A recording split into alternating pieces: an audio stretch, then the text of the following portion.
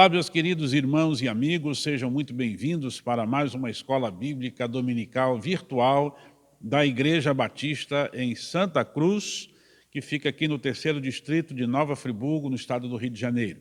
Sou o pastor Joaquim Dias, pastor da igreja, e quero lembrar que estamos estudando o livro de Malaquias e extraindo desse livro algumas lições importantes, práticas, para serem aplicadas na sua vida, na minha vida.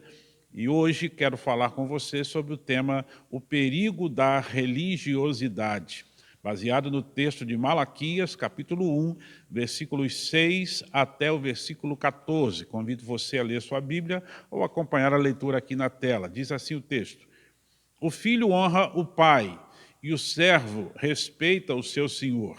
Se eu sou pai, onde está a minha honra?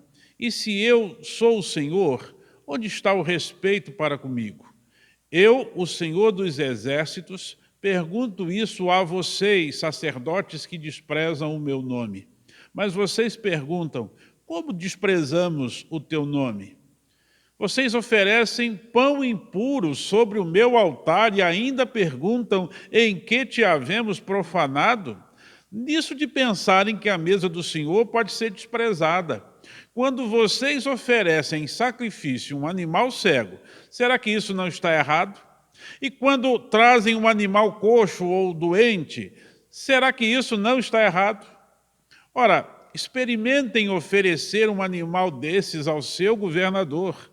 Será que ele se agradará de vocês ou será favorável a vocês? Diz o Senhor dos Exércitos.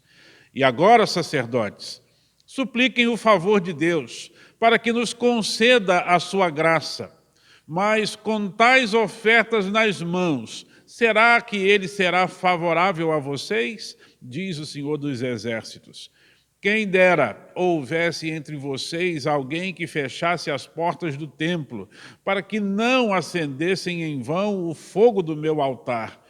Eu não tenho prazer em vocês, diz o Senhor dos Exércitos, nem aceitarei as suas ofertas. Mas, desde o nascente do sol até o poente, é grande o meu nome entre as nações. Em todos os lugares lhe é queimado incenso e são trazidas ofertas puras, porque é grande o meu nome entre as nações, diz o Senhor dos Exércitos. Mas vocês estão profanando o meu nome, quando pensam que a mesa do Senhor é impura e que a comida que é oferecida sobre ela pode ser desprezada. E vocês ainda dizem, que canseira! E torcem o nariz para isso, diz o Senhor dos Exércitos.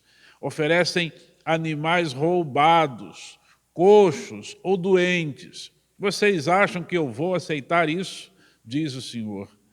Maldito seja o enganador, que tendo um animal sadio no seu rebanho, promete e oferece ao Senhor um defeituoso.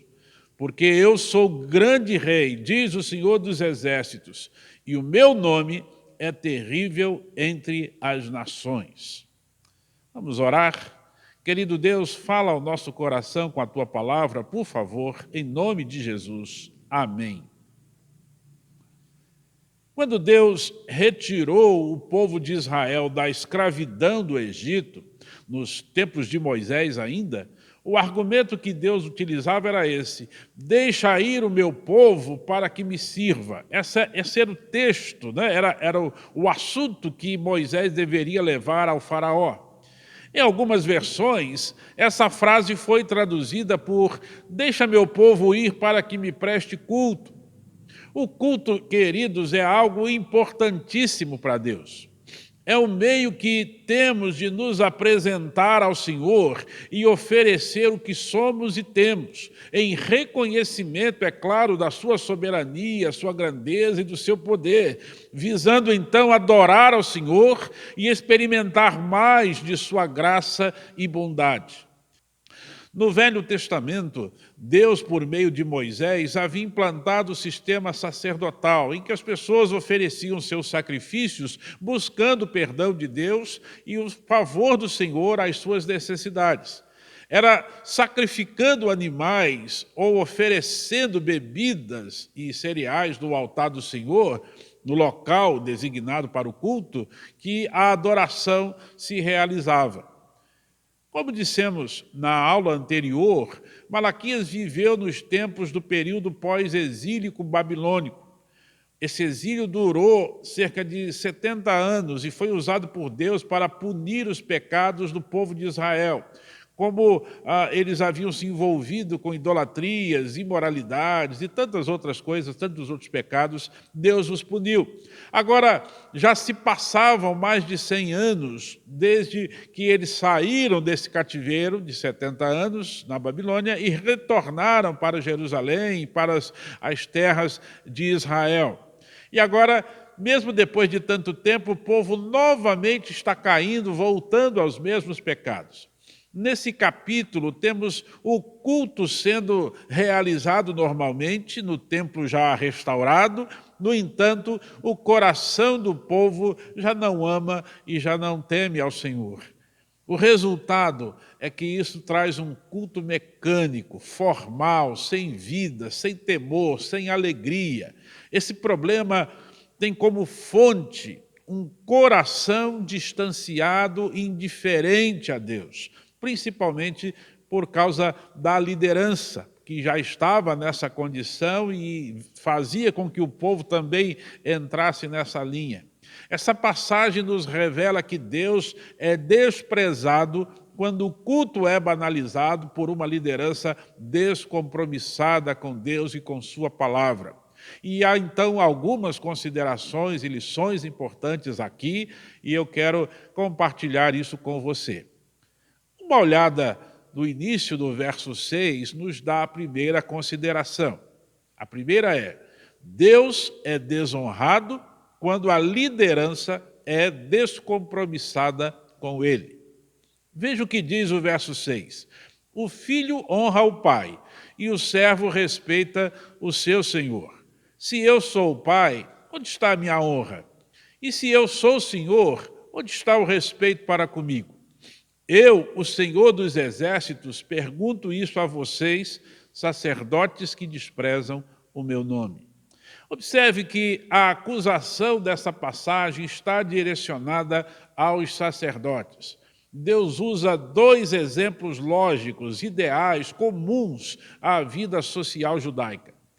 A honra que o filho deve dar ao seu pai e o respeito que um servo, um escravo, devia dar ao seu senhor, ao seu dono. Eram costumes prescritos na lei de Moisés.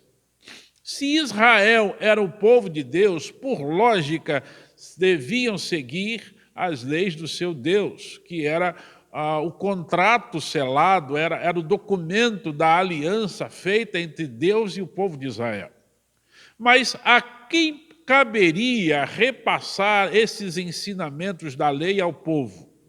Primeiro aos pais, que deviam ensiná-las aos seus filhos, e depois dos sacerdotes, dos líderes religiosos de Israel, que eram os únicos autorizados a ajudarem o povo a se aproximarem de Deus, já que somente eles serviam no templo e eles é quem faziam essa mediação entre o povo e Deus. Eles somente tinham autorização para fazer os sacrifícios no templo e tinham o dever de zelar para que o povo oferecesse seus animais de acordo com aquilo que era prescrito nas Escrituras, na lei de Moisés.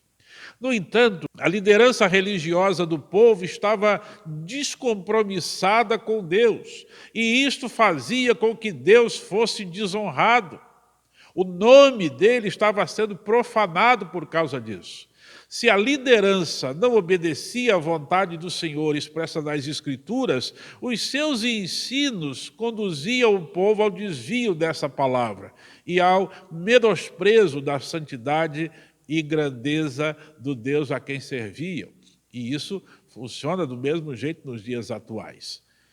Deus fala do seu nome por várias vezes dessa passagem. A palavra hebraica para nome traz a ideia de reputação, de fama ou da glória de Deus.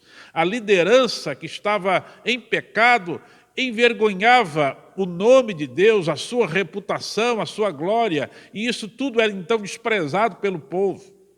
Essa situação tem ainda a mesma consequência nos dias atuais e exige da igreja, o atual povo de Deus, uma escolha séria, debaixo de oração, das pessoas que vão compor a sua liderança. Paulo vai nos ensinar em suas cartas no Novo Testamento que a liderança espiritual da igreja precisa ser um modelo para os demais irmãos. Isto porque o trabalho da liderança tem a ver com conduzir o povo ao louvor da glória de Deus, ao engrandecimento do seu nome, à honra à pessoa do nosso Senhor. Se a liderança estiver descompromissada, o povo vai ficar descompromissado e esse alvo não será alcançado. Precisamos de líderes espirituais comprometidos com Deus e com sua palavra, que não se desviem para que a obra do Senhor, feita pela sua igreja, possa então ter os seus objetivos alcançados.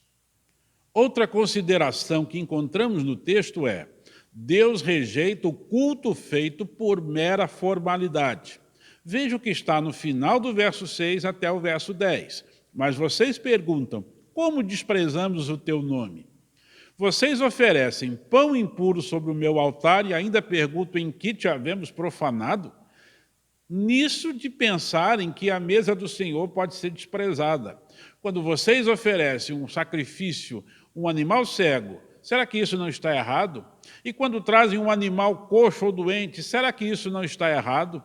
Ora, experimentem oferecer um animal desses ao seu governador. Será que ele se agradará de vocês ou será favorável a vocês? Diz o Senhor dos Exércitos.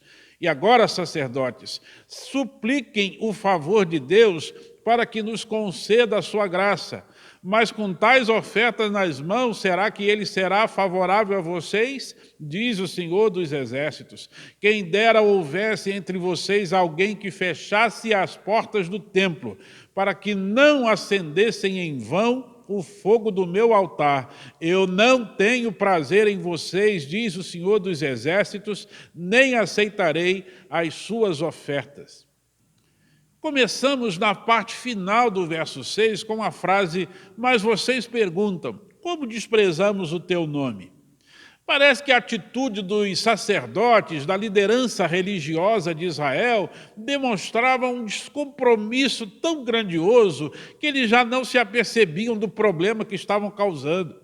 Já ouviu aquela máxima que diz que algumas pessoas estão tão acostumadas a mentir que acabam acreditando na sua própria mentira?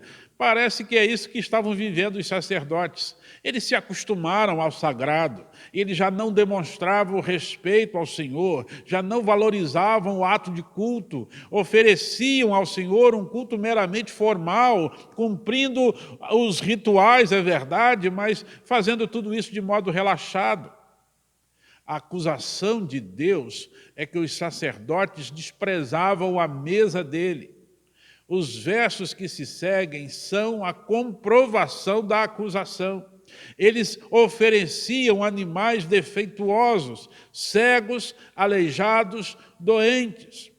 Em Levítico, capítulo 1, versículos 2 e 3, temos uma prescrição sobre o sacrifício. Veja: fale aos filhos de Israel e diga-lhes: quando alguém trouxer a oferta ao Senhor, tragam um animal do rebanho de gado ou do rebanho de gado miúdo. Se a oferta for holocausto do rebanho de gado, o homem trará um macho sem defeito. Ele o trará à porta da tenda do encontro, para que o homem seja aceito diante do Senhor. Observe que a regra exigia animal macho sem defeito. O que acontecia aqui era que os sacerdotes estavam cumprindo o ritual, o sacrifício estava sendo feito, mas o culto não obedecia a todas as regras. Era feito, como diríamos, de qualquer maneira, por mera formalidade, apenas para constar. Deus faz esse povo pensar no verso 9. Era como se ele estivesse dizendo assim: olha, ofereçam animais doentes ao governador de vocês e depois peçam que ele atenda a alguma necessidade que vocês têm. Se você fosse o governador dessa gente, você atenderia, recebendo de presente animais doentes, aleijados, cheios de problemas? A resposta, eu creio que seja simples. É claro que não. A menção a governador aqui neste verso nos faz pensar que esse povo ainda não havia alcançado totalmente a libertação, né, dessa situação de cativeiro. Estavam na sua terra, mas ainda dependiam do governo de outro país. E até pode ser por isso um dos motivos da indiferença do povo em relação ao culto a Deus. Seja como for, se o culto não é oferecido a Deus do jeito que Deus quer, é melhor não ser oferecido, porque não será aceito, é o que estamos aprendendo aqui. Será um trabalho inútil. Então, deixa isso bem claro para nós o Senhor, quando ele no verso 10, que eu quero repetir aqui, diz assim: quem dera houvesse entre vocês alguém que fechasse as portas do templo, para que não acendessem em vão o fogo do meu altar. Eu não tenho prazer em vocês, diz o Senhor dos Exércitos, nem aceitarei as suas ofertas. Se não vão me cultuar do jeito certo, então não precisam me cultuar, é o que o Senhor está dizendo. Então, queridos, temos uma reflexão importantíssima aqui.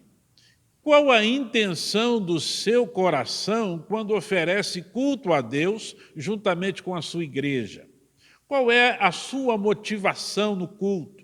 O que você tem feito no culto é o que Deus tem prescrito na sua palavra? É aquilo que de fato Deus deseja? Ou é aquilo que atende ao seu coração, aos seus interesses, mas não aos interesses do Senhor?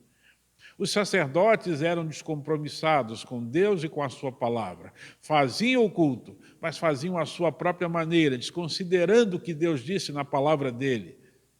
E foram rejeitados. E você, como tem cultuado o Senhor? Tem analisado a palavra de Deus para saber se aquilo que você oferece no culto é algo agradável a Ele?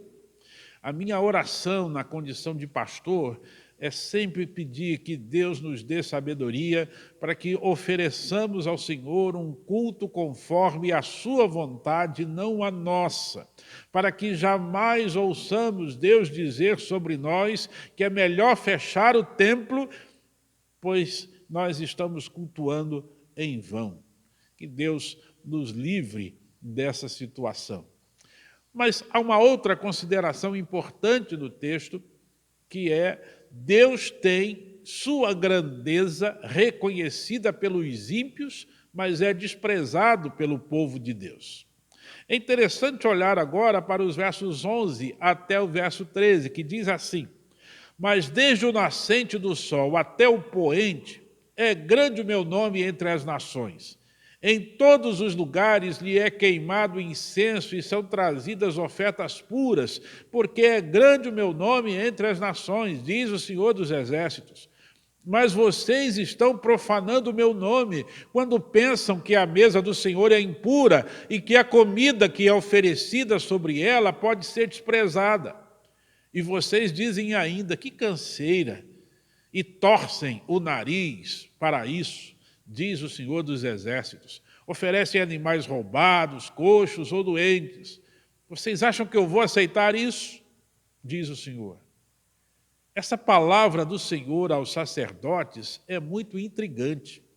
Deus afirma que seu nome era reconhecido como grande entre as nações e que naquelas nações os cultos eram oferecidos a ele de forma correta, com ofertas puras, simplesmente porque reconheciam a grandeza do seu nome, a grandeza da sua glória. Mas o povo de Deus profanava o nome do Senhor, o desonrava ao oferecerem cultos fora da vontade do Senhor, cultos que lhe causavam repulsa. A expressão do verso 13, e vocês dizem ainda que canseira, demonstra que não havia alegria em servir a Deus. Ir ao templo, entregar sua oferta, ouvir o ensino das Escrituras, era algo tão sem vida, tão automático, tão ritualístico, que o coração dessa gente já não demonstrava temor e nem amor a Deus. E aqui está um grande alerta para todos nós. Há de ser feita uma análise nas intenções do nosso coração, nas motivações que levam você a cultuar a Deus. Tudo isto precisa ser analisado. Em Gênesis, capítulo 4, a gente lê sobre o primeiro culto que aconteceu na terra. Os irmãos Abel e Caim foram cultuar ao Senhor, cada um oferecendo o seu melhor, o melhor daquilo que produziam. Abel ofereceu uma ovelha, Caim ofereceu cereais. Aqui eu preciso te lembrar que ainda não temos prescrições, não existia lei ainda para dizer como o culto deveria ser feito e o que deveria ser oferecido como ato de culto. Então, o texto garante que Deus atentou para Abel e para a sua oferta e não deu atenção para Caim e para a sua oferta. E a ordem, como o texto explica para a gente, vai nos revelando, é que Deus olhou primeiro para a pessoa de Abel e depois para o que Abel oferecia, e olhou primeiro para a pessoa de Caim e depois para o que Caim oferecia. E então aceitou Abel e rejeitou Caim. Abel foi aceito e por isso a sua oferta foi aceita também. Seu coração estava focado em Deus. Caim foi rejeitado e a sua oferta, mesmo que talvez a gente considere que tenha sido boa, foi rejeitada também. Um dos motivos da oferta não ser a melhor é que o coração não estava conectado com Deus. Para quem quer servir ao Senhor, não se pode considerar o ato de culto alguma coisa chata, cansativa, ou senão a oferta que você está entregando ao Senhor, a sua adoração, o seu louvor, não vai ser aceito. Se você está oferecendo ao Senhor qualquer coisa, porque considera tudo alguma coisa muito cansativa e chata, Deus vai rejeitar tanto a oferta quanto o seu culto, porque o seu coração já rejeitou o Senhor. Já está distanciado dele. Veja, então, o que você hoje está oferecendo a Deus. E aí você saberá se seu coração está focado no Senhor. É interessante olhar não apenas o que estamos entregando de forma física, talvez uma oferta em dinheiro, ou talvez a presença, mas a questão é, onde está o seu coração? Está colocado no Senhor? Isso é que é mais importante. E última consideração que temos do texto é: Deus pune o falso adorador porque este desconsidera sua glória. Verso 14 diz: maldito seja o enganador que, tendo um animal sadio no seu rebanho, promete e oferece ao Senhor um animal defeituoso.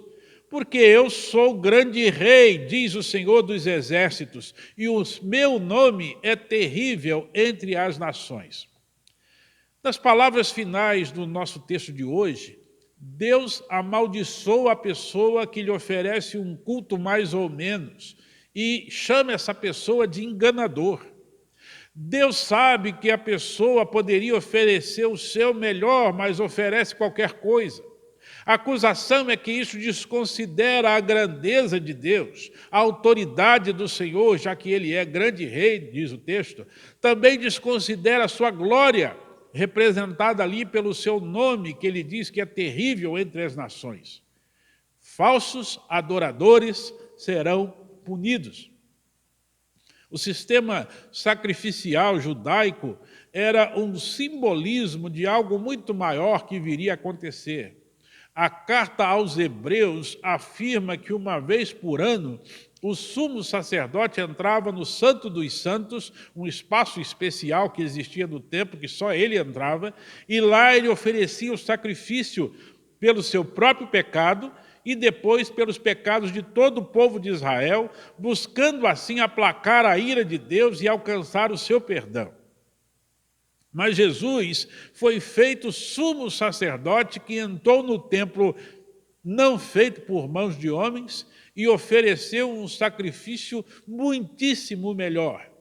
Ele não tinha pecados, então ele ofereceu a si mesmo como sacrifício perfeito e encerrou ali o sistema sacrificial, porque na sua morte na cruz ele resolveu de uma vez por todas a questão do pecado daquele que pela fé crê nele e o recebe e o segue. Aqui em Malaquias, ignorar o culto judaico com seu sistema sacrificial e oferecer animais defeituosos era então muito ofensivo a Deus. Fazia perder o brilho de alguém puro que pagava com a morte pelos pecados de outros e que então simbolizava o que Jesus vinha fazer na cruz do Calvário. Será então que você compreende a importância do culto a Deus e a importância de fazê-lo do modo de Deus, do modo correto, levando em conta o que Cristo fez por nós? Paulo vai nos falar em Romanos 12 que nós precisamos apresentar os nossos corpos em sacrifício vivo, santo e agradável a Deus, que isso é um culto inteligente, não nos deixando moldar pelas ideias do mundo, mas nos moldar pelo caráter de Cristo, pela palavra do Senhor. Culto nosso envolve a entrega da nossa vida hoje à pessoa do Senhor Jesus. É a consciência do que Cristo fez por nós que abriu esse caminho para a gente poder adorar e servir ao Senhor com alegria e sem medo de nos aproximar dele, porque fomos salvos e adotados como filhos. Nós precisamos nos lembrar sempre do que estamos fazendo no templo quando adoramos ao Senhor. Vamos então à parte final da nossa lição, que são as aplicações. O que essa porção de Malaquias também nos ensina? Primeiro, que nós precisamos insistir em escolher líderes comprometidos com Deus e com a sua palavra e que nos ajudem a prestar um culto verdadeiro e sincero ao Senhor. Precisamos de liderança que amem ao Senhor e que meditem na sua palavra dia e noite, para fazer conforme tudo que nela está escrito, seguindo, é claro, a Cristo, obedecendo à sua vontade. Segundo lugar, devemos lutar para que os nossos cultos sejam feitos sempre seguindo o direcionamento das Escrituras, da palavra de Deus. As pessoas estão inventando coisas demais para colocar no culto e a gente percebe que é muito mais para agradar as próprias pessoas do que agradar o Senhor. O que Deus exige de nós é um coração reto, puro, uma vida consagrada, dedicada a Ele, com fé na pessoa de Jesus Cristo, contando com a sua graça. É isso que Deus quer de nós. Como disse Davi, um coração contrito é o que Deus não rejeita. Terceiro lugar, jamais deixemos que a nossa relação com Deus seja apenas uma formalidade ou alguma coisa de aparência, que traga mais tristeza, então, e desonra a Deus do que alegria ao seu coração. Não permitamos, meus irmãos, que pessoas de outros lugares consigam fazer cultos melhores do que nós, que somos a igreja, o atual povo de Deus. Não faça culto ao Senhor de qualquer maneira. Tenha noção de quem é o Deus que você crê, de que você serve por causa de Jesus. Tenha noção, tenha entendimento do grande preço pago por Jesus na cruz, pela sua salvação, para que você possa adorar o Senhor. Faça as coisas conforme a vontade do Senhor, honrando e valorizando o nosso Deus. Por fim, que você tenha plena consciência do que está acontecendo na hora do culto, sempre se lembrando de Deus e sabendo que foi por causa de Cristo, da sua morte e da sua ressurreição, que hoje você pode cultuar a Deus e contar com a sua graça. Sempre se lembre disso.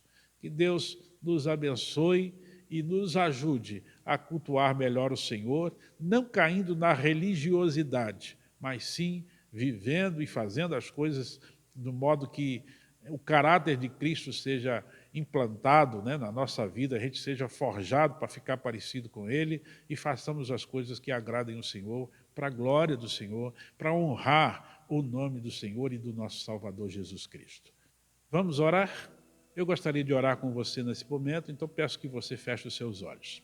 Nosso Deus, Quero agradecer ao Senhor pela vida dos irmãos e amigos que estão assistindo esse vídeo, essa aula da EBD, e eu peço ao Senhor, ó Deus, que nos ajude a Te conhecer melhor, cada vez mais pela Tua Palavra, colocar em prática os ensinamentos que aprendemos hoje, de fazer um culto não por mera formalidade, não desleixado, mas tendo consciência que alto preço foi pago para que a gente pudesse chegar à Tua presença e que agora, Deus, contando com a Tua graça e misericórdia, a gente pode adorar o Senhor com alegria no nosso coração, cantar os nossos louvores com toda a força da nossa alma, ó Deus, servi-lo com dedicação, não porque, ó Deus, estamos cumprindo rituais ou meramente porque nos foi obrigado a fazer isso, mas com a consciência de que estamos a servir o Senhor.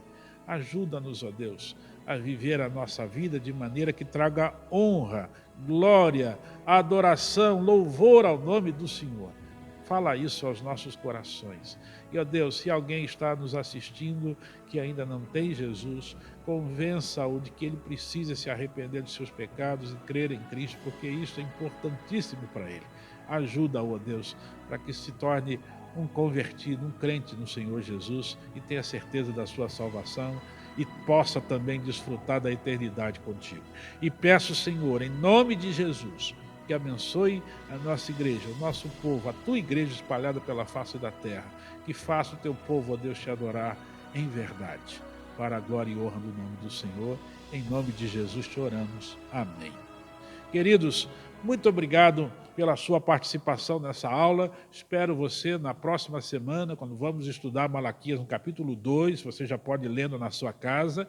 E lembro que na quarta-feira temos o Tempo com a Palavra, são meia hora, 20 minutos no máximo, para que você possa refletir na Palavra de Deus, começando às 19h30.